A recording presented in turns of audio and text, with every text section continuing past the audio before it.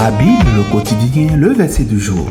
Jean chapitre 14, le verset 16, je cite.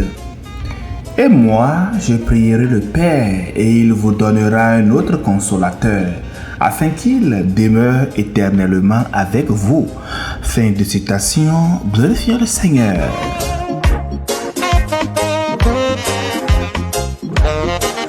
Bien-aimés dans le Seigneur Jésus-Christ, le verset du jour se situe dans le discours d'adieu de Jésus qui commence au chapitre 13 de Jean et se prolonge jusqu'à la prière sacerdotale de Jean 17.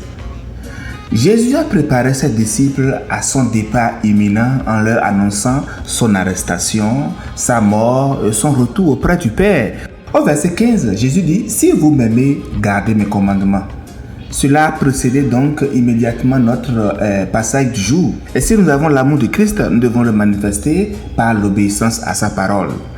Au verset 17-18 du chapitre, Jésus a expliqué que le Saint-Esprit viendra comme un esprit de vérité qui demeure non seulement avec les croyants, mais aussi en eux.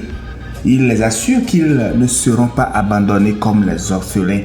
Et enfin au verset 26, Jésus a précisé que le Saint-Esprit enseignera toutes ces choses et rappellera aux disciples tout ce que Jésus leur a dit.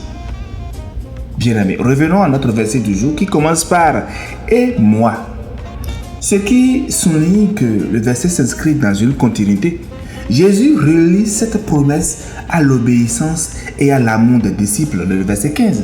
Leur fidélité fait quoi? Déclenche l'action intercesseuse de Jésus auprès du Père. Le verset continue en disant « Je prierai le Père ». Ici, Jésus prend le rôle d'intercesseur, plaidant pour ses disciples. Cette intercession est même la preuve que Jésus est vraiment notre Seigneur avec son engagement, avec son amour pour nous. Le verset continue en disant « Et il vous donnera un autre consolateur ». Le mot grec parakletos signifie littéralement celui qui est appelé à nos côtés. Ce consolateur est un autre parce qu'il remplace Jésus dans sa mission d'assister, d'encourager et de nous défendre. Et le verset finit en disant afin qu'il demeure éternellement avec vous. Contrairement à la présence physique limitée de Jésus, le Saint-Esprit, lui, ne quittera jamais les disciples. Sa présence est éternelle, offrant ainsi un soutien constant et ininterrompu. Bien-aimés, quel enseignement ce verset nous donne? Jésus savait que ses disciples allaient traverser les moments difficiles après son départ. Mais il leur a promis donc la présence permanente, notez bien, permanente du Saint-Esprit pour les guider, les enseigner et leur révéler la vérité. Et c'est de cette même manière que le Saint-Esprit nous accompagne aujourd'hui, nous donne la force de persévérer même dans les situations les plus éprouvantes pour nous. Vous savez, nous avons tendance à nous laisser guider par nos émotions et nos pensées, qui sont en fait instables et souvent trompeuses. Les sentiments de découragement, de dépression ou d'anxiété peuvent facilement nous envahir si nous suivons uniquement ce que nous ressentons. Cependant, le Saint-Esprit est là pour nous révéler la vérité, pour nous guider, pour nous tracer le chemin. Le Saint-Esprit nous aide à ne pas céder aux mensonges de nos émotions ou aux pensées négatives qui nous empêchent d'avancer. Trop souvent, nous restons prisonniers de nos sentiments parce que nous refusons d'affronter la vérité. Mais le Saint-Esprit, en revanche, nous conduit vers la vérité qui libère, nous dit Jean 8, le verset 32. Imaginez un peu que nous sommes en plein Harmattan et qu'il y a tellement de brouillard épais. Chaque pas que nous faisons peut-être sur la route peut sembler incertain et dangereux.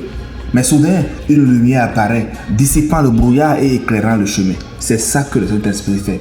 Le Saint-Esprit est cette lumière-là qui nous guide vers la vérité et nous donne une direction claire, même lorsque tout semble confus. Chers amis, de nombreuses personnes encore restent dans un état de dépression ou de désespoir parce qu'elles refusent d'affronter certaines vérités. Ces personnes-là préfèrent accuser les autres ou fuir la responsabilité de leurs propres actions. Mais le Saint-Esprit nous conduit à connaître la vérité, à prendre responsabilité de nos choix et à demander l'aide de Dieu.